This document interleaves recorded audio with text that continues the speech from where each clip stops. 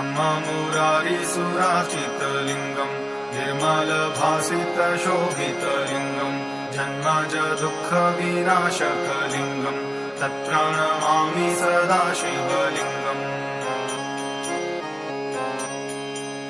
देवमुनिप्रवराजितलिङ्गम् कामदहं करुणाकरलिङ्गम् रावणदर्पविनाशनलिङ्गम् तत्प्रणमामि सदा शिवलिङ्गम्